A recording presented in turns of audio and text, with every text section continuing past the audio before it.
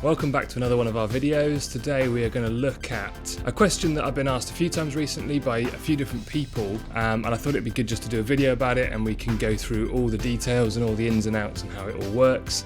But we're going to look at how to do recording, particularly in churches, and particularly focusing on recording a sermon or a talk for use as a podcast or uploading to a website or something like that. That's enough waffle. Let's go over and have a look at how we do it. Okay, so first of all, we're going to take a look at what we need to make this work. We're going to be recording onto some software called Audacity, which means that you're going to need some kind of a computer.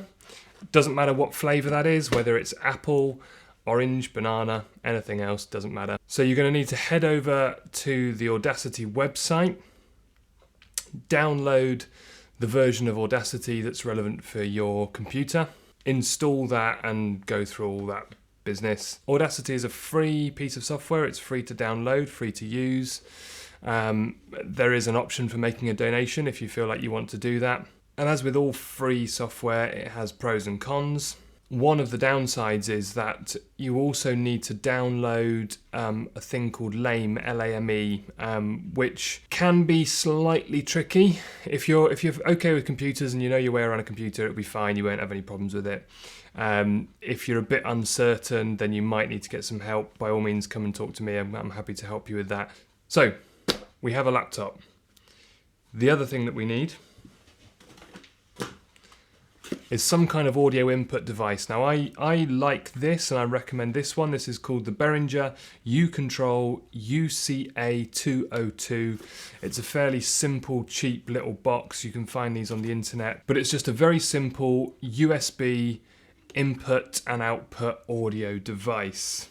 So when you open up the box, you will find inside something that looks like this. So it's a little box with an attached USB cable, and then on the front you've got their RCA connectors, the little round RCA connectors, left and right on your input, left and right on your output. Does also have an optical output and a headphones output as well if you want to use those. It's got a little switch to allow you to monitor the sound, so if you want to monitor off headphones you can do, or monitor directly out of the output you can do. You can decide whether you have that on and off. And then there's a little volume control for your headphones as well.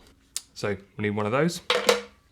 The next thing you need to do is you need to decide what output you're going to come out of your mixing desk from. So this is going to take sound out of your PA system and feed it into your laptop. So you need to decide, are you going to come out of a aux output, a recording output, a direct output, a group output, a matrix output, some kind of mix bus if you're on digital. You need to work out what system you have, what outputs are available, and where you're going to take your signal from, and that's just going to vary from one system to another, and I can't really recommend or tell you which way that's going to go. It's just going to depend on what you've got and what you want to use. If you need help with that, again, get in touch, but you just need to decide that for yourself. Once you've worked that out, you will have a variety of different connectors that are going to come out of mixing desk. So it could be XLR, it could be 1/4" jack, it could be RCA, possibly it could be mini jack, although that's unlikely. I'm not sure of many mixing desks that will come out on a mini jack. But anyway, there'll be some kind of output that's coming out of your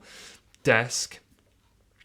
You need to make sure you've got the leads to connect from whatever output that is through to RCA. And this is where the only kind of slight downside of this system is that the connectors on here are RCA. So you need to be able to convert from, if you're coming out of an XLR on your desk, convert from XLR to RCA to be able to come into this. So that's where it can be a little bit tricky. But what you will need as your final thing is that box of cables. You know that box that you've got, that you have all those wires and you don't really know what to do with them, so you just kind of throw them in a box and they're just they're all there. So get that box of cables out, have a rummage through and try and find the relevant cables for what you need to come out of the mixing desk into that audio input device. Okay, so that was all the bits and pieces that we need. So let's now look at how we put it all together. So once you've got your software installed, we can run the software.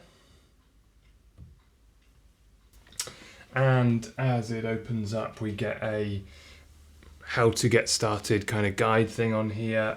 There is a little tick box to say, don't show this again at startup. You can tick that if you want to. And then OK out of this one. And let's go full screen just to make it nice and visible. So this is Audacity. This is what it looks like when it comes up. There's a few things that we need to adjust on this in a minute, but we'll come back to that in a minute. Let's now just jump over to the hardware side and start putting all of that together. So as I say, this is going to come, we're going to take sound from your existing PA system. Now for me, that's this. There's my microphone, there's my mixing desk. Start by getting that bit connected up. And then we can just make some quick adjustments. We can see here I've got some level coming in. So I've got sound from my microphone into my mixer. Step one done. Okay. From then we need to take our sound out of our mixing desk and into our USB recording device. Now, as I said before, how you do that is going to be specific to you and your system. There's a number of options of outputs on a mixing desk, and you just need to choose the best one for you.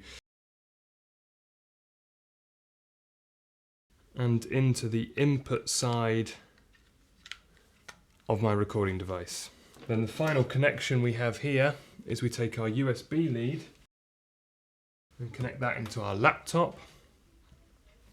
And we can see now that there's a little spinning wheel on here which is saying it's found something, it's just trying to work out what to do with it.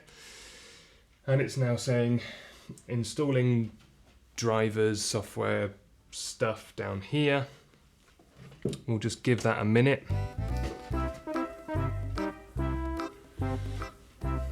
How you doing? Got much on today? Busy day? Yeah? How many coffees you had so far? Great.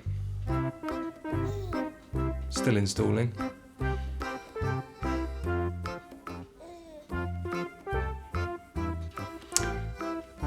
Successfully installed. So, we now have our audio from our microphone going into our mixing desk, from our mixing desk into our USB device, from our USB device into our laptop, and then from the laptop we now need to tell the software where to find that audio coming in from that USB device. So what we're going to do is we're going to go along up to where we've got a little microphone icon, and in the drop down menu next to that we have USB audio. Now if that isn't in that list when you get to that point, just restart the software and hopefully it will find that, and if not, then restart the whole computer and then try again and see if it will find it then. But hopefully it should appear in that drop down menu, USB device. Once you've done it the first time, after that it should be fine. It should have found it every time, but for the first time you do this, you might need to restart to find that. So now we've got our audio coming in there from that USB device. If we hit record and I start speaking into my microphone, we will see our input signal coming in at the top here, and we'll also see our waveform on our recording. Now actually this is quite loud, this is quite a hot signal coming in here, so our level indicator is going right the way up to the top, and some of this signal here is peaking. So what I'm going to do is just pull that back a little bit on the mixing desk, and you'll see as I turn this down on the mixing desk, our level drops at the top here and our waveform gets a lot smaller. So let's stop that recording there for now. So once we've got our test recording done, we can use this then to do a couple of other things. As I say, we can make sure that we've got the Lame plugin added onto the software. So first of all, go up to File and down to Export Audio, or I think if you're on Apple it just says Export. Tell it where to store it, give it a name,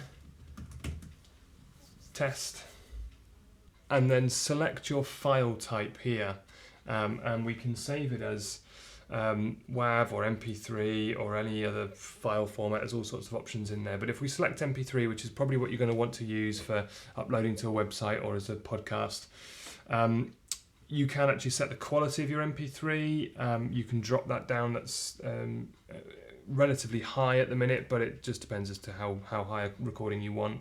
Various other settings in here that you can use if you needed to. And then we hit save. And then it will throw up another dialog box, and this is where we can add some further information if you want to. If you want to use that, you can do. You can put in, it says artist name and track number and things, but you could put in there, if this is a sermon, you could put in there who gave that sermon, and some other information in there if you wanted to, but that's entirely optional. This box is whether you want to do that or not. I'm just going to leave all that blank, hit OK, and it will now export this file, and that's because I've got the Lame plugin installed already. If you don't have the Lame plugin installed, it will flash up a warning to say you can't do this, you need to have this extra plugin installed to do this. And as I say, just click the link, follow it through, and it will take you through how to do that. Now, another reason why I suggest that you use this method of putting your audio in is because Audacity, as well as being recording software, is actually quite a good piece of editing software, and there's a few tools in here that are really useful, and I'll show you them now so you can know how to edit your software as well. The first thing we do is we're going to want to top and tail, sometimes you might call it, just to remove the beginning and the end of the audio. It's good practice to try and start your recording sooner than you need it and to finish it later than you need it, so you make sure that you've definitely caught the bit in the middle that you really need. So you'll probably find at the beginning of the audio there's a few seconds or a few minutes even of stuff that you don't want, and the same at the end of the recording. On Audacity, the way to get rid of that, select the bit that you don't want, and you'll see it goes blue when you select that, and then by pressing Ctrl and X, the shortcut for cut, it will delete that section of audio, and that will no longer be there. And you can do the same thing at the beginning if you want to. Select your audio, Ctrl X or Command X if you're on Apple, and it will remove that section of audio too. Now, once you've got just the bit of audio that you want and the bit that you want to keep, then there's a few things that you can do. If you go Ctrl A, that's now selecting all of the audio that we have here, and we can edit all the audio together. Now, to edit audio in Audacity, what we have to do is we have to go to Effect, and when we click on that one, we get a whole list of various effects that we can add to our sound should we want to do that. So in this list here, there's a few things that you can do. There is an equalization, so we can chuck some EQ on there if we want to. I would generally not bother doing an EQ in Audacity. It's not great for doing an EQ, and probably the output that comes out of your mixing desk will have an EQ from the mixing desk that you used when you were live.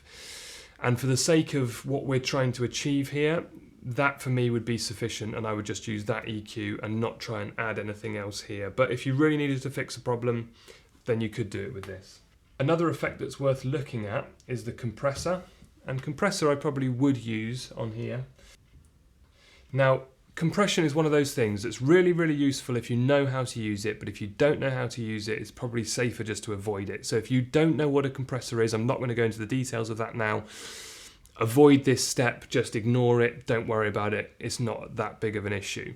However, if you do know how to use a compressor and you want to use a compressor, then you've got various adjustments that you can use here. So we can go through, set our compression on there if we want to, and add compression.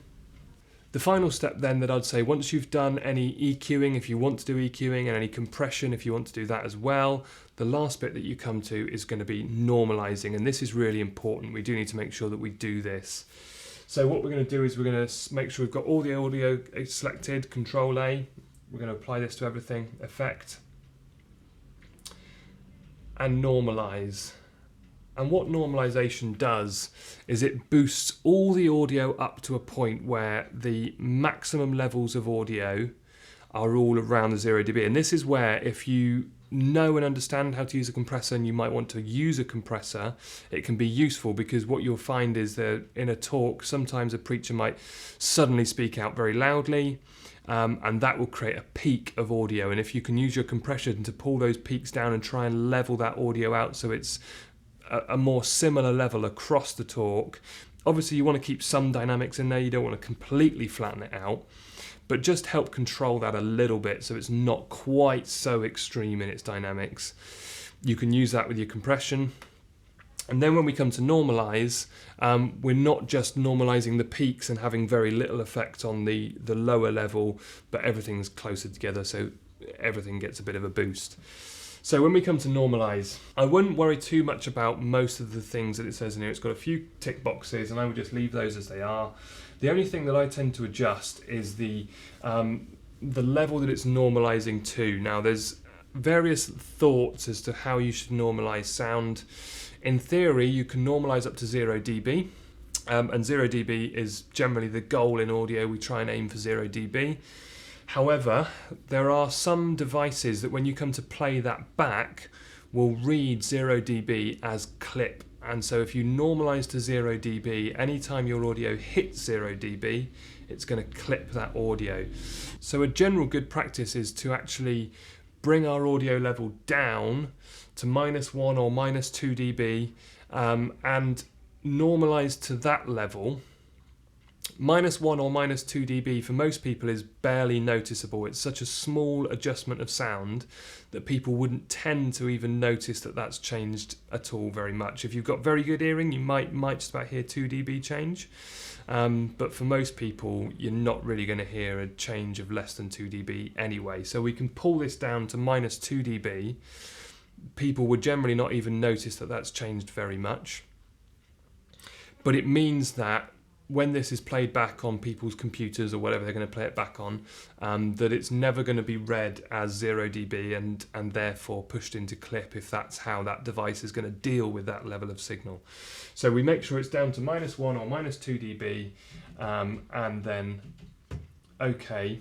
And that will now just process this audio. It's going to run this through. And as it does that, we will find our audio signal changing, and in this case it's just reduced it all because some of this signal was already hitting 0 dB and it's now just pulled it down slightly. But if your level's much lower than that, it might boost it all up. So once we've gone through all that, we come to export it again. So this time Control A, File and Export Audio. We come up with a little dialog box, we give it a name, we choose MP3, we can change the quality, and I'm not going to go into quality settings today, but there's quality settings there which you can use.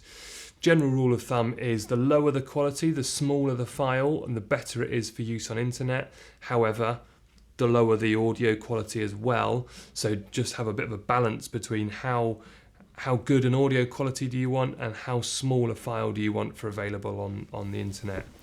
So I hope you found that helpful. I hope that's been informative, and that's now something that you can take away and you can use. As always, please like, subscribe, share, comment, all those things. It's really helpful when people do that. So I'd love to know what you think, how you do your recordings. Do you use any of the kit that I've suggested today? It'd be great to know what you do and how you do it, and if there's anything that I've missed out from today, if there's things that you would suggest that you would do when you use this stuff, then please let me know that as well. Thank you very much for watching. See you in the next one.